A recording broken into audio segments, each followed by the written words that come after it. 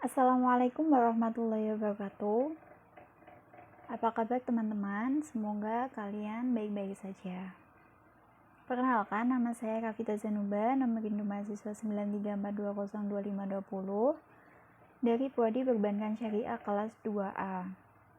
Di sini saya akan menjelaskan atau memaparkan materi tentang kaidah-kaidah cabang dari kaidah keempat, yaitu ad-dararu la yuzal. Sebelum saya menjelaskan, mari kita membaca bismillah terlebih dahulu agar penjelasan yang saya berikan bisa bermanfaat untuk teman-teman. Bismillahirrahmanirrahim. Dalam materi ini ada 5 subbab pokok yang akan saya jelaskan. Yang pertama adalah kaidah cabang yang pertama, ad-dararu la yuzalu bid-darar, yang artinya suatu bahaya tidak boleh dihilangkan dengan menimbulkan bahaya lain.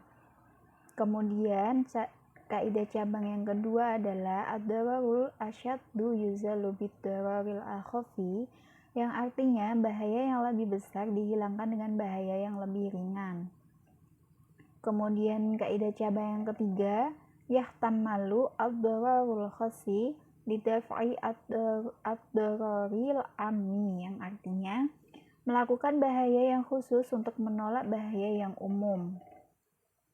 Kemudian kaidah yang keempat, darul mafasidil muqaddamu ala jalbil masalihi, yang artinya menolak bahaya lebih utama daripada menarik datangnya kebaikan. Kemudian sebab pokok yang terakhir adalah yartakibul akhaffu ad-dararaini, yang artinya diambil mudarat yang lebih ringan di antara dua mudarat.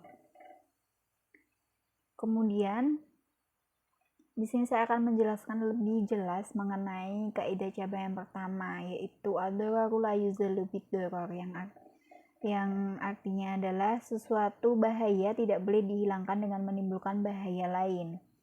Kaidah cabang yang pertama ini merupakan batasan dengan kaidah pokoknya atau kaidah induknya.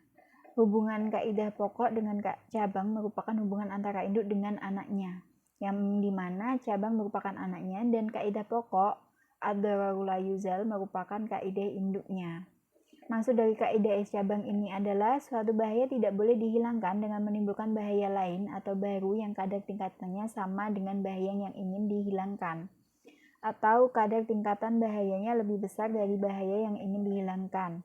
Maka dari itu, apabila ingin menghilangkan suatu bahaya, harus dengan syarat tidak akan menimbulkan bahaya lain jika dimungkinkan. Namun, jika tidak dimungkinkan, maka bahaya baru yang ditimbulkan harus diminimalisir seringan mungkin. Dalam kaidah ini, yang paling sulit atau hal yang tidak mudah adalah mengukur tingkatan bahaya. Karena untuk menentukan sesuatu sebagai bahaya tidak akan mungkin terlepas dari intervensi atau campur tangan internal dalam diri sendiri. Seperti halnya hati yang memiliki andil besar dalam diri seseorang untuk menentukan bahwa sesuatu tindakan bisa disebut bahaya atau tidak.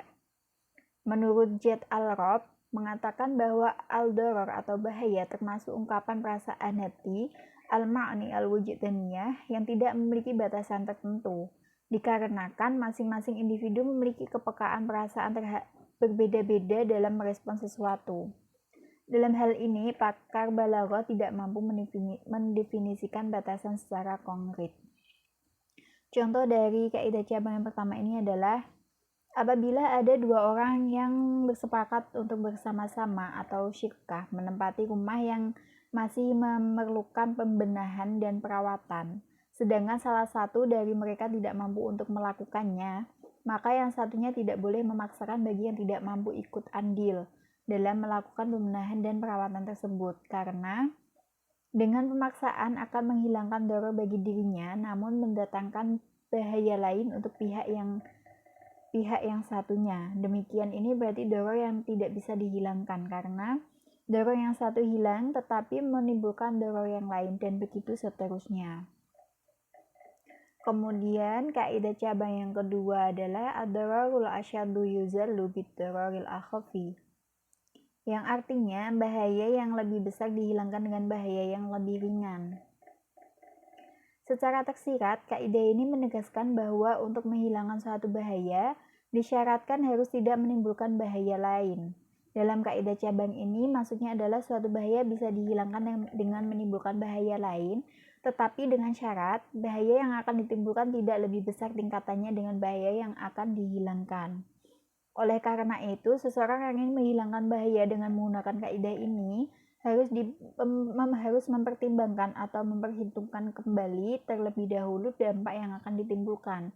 Apabila dampak yang ditimbul itu seimbang atau bahkan lebih besar dari bahaya yang akan dihilangkan, maka harus dibatalkan. Namun jika sebaliknya, timbul lebih kecil daripada bahaya yang dihilangkan, maka boleh diteruskan. Kemudian contohnya adalah mencegah orang berbuat jahat. Apabila ada seseorang yang berbuat jahat kepada orang lain, maka harus dicegah sebisa mungkin sesuai dengan kemampuan kita. Meskipun harus menggunakan cara yang doror atau bahaya demi tercegahnya doror yang lebih besar, upaya mencegah kejahatan adalah doror karena terkadang harus dilakukan dengan melukai, menyakiti, atau bahkan membunuh pelakunya.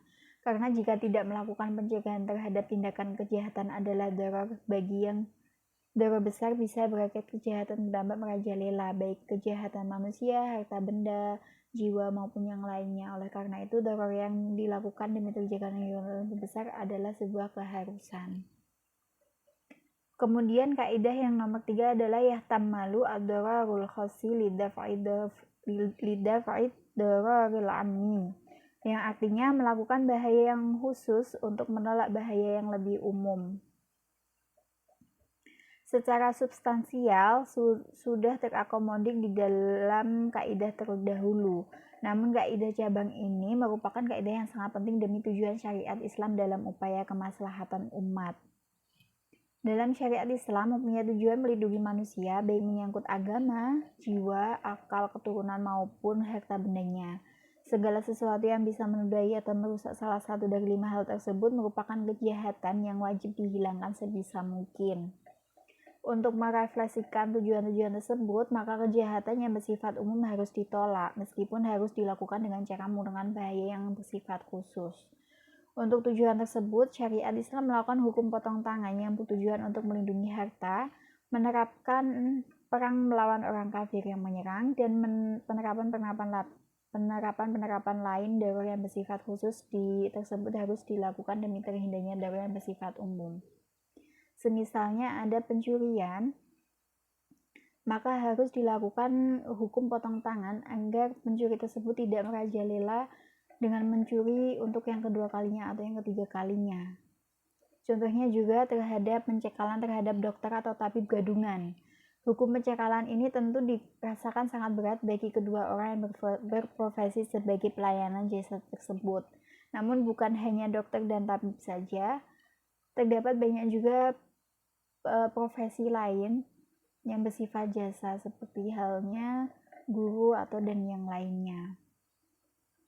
Namun karena membiarkan orang-orang yang tidak memiliki latar belakang kedokteran atau medis dan ketabiban menangani hal-hal yang berhubungan dengan pengobatan adalah bahaya yang lebih besar, sebab bisa mengancam keselamatan jiwa orang banyak. Demikian ini sama halnya dengan menyerahkan urusan kepada orang yang bukan ahlinya.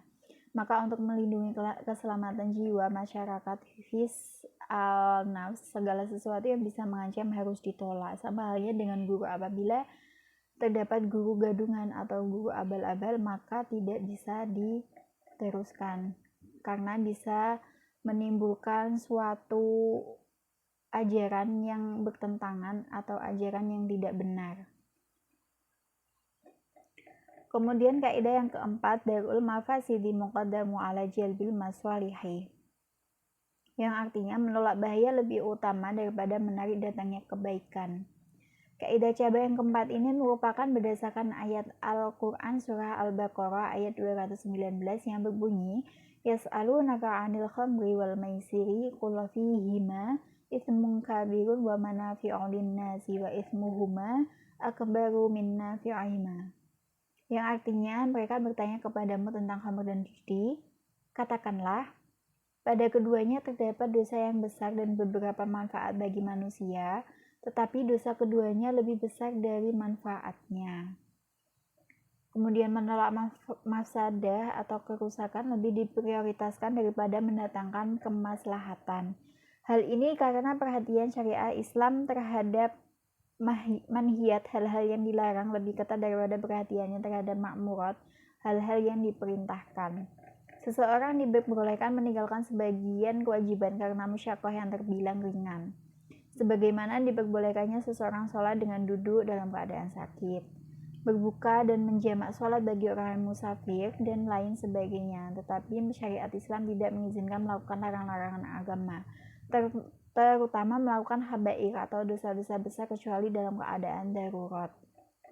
Contohnya, seperti berkumur dan menghisap air dengan hidung dalam wudhu itu disunahkan, tetapi hal ini dimakruhkan bagi orang yang menjalankan puasa, serta ketika memang berkumur dan menghisap air dengan hidung dilakukan secara berlebihan.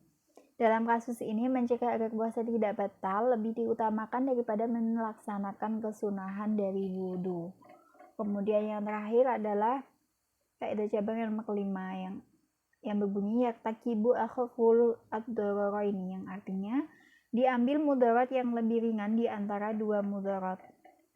Kaidah cabang yang kelima ini maksudnya adalah apabila suatu masalah atau perkara menyebabkan suatu bahaya yang tidak dapat dihilangkan kecuali dengan satu tindakan bahaya lainnya, dan salah satu dari kedua bahaya tersebut lebih besar daripada yang lainnya, maka bahaya yang lebih besar dihilangkan dengan yang lebih kecil. Namun apabila tindakan tersebut mendatangkan bahaya lebih besar, maka tidak boleh dilakukan. Contohnya adalah apabila seseorang mengambil kayu atau besi milik orang lain, kemudian digunakan untuk membangun rumahnya, sehingga tidak mungkin mengambilnya kecuali dengan menghancurkan bangunan.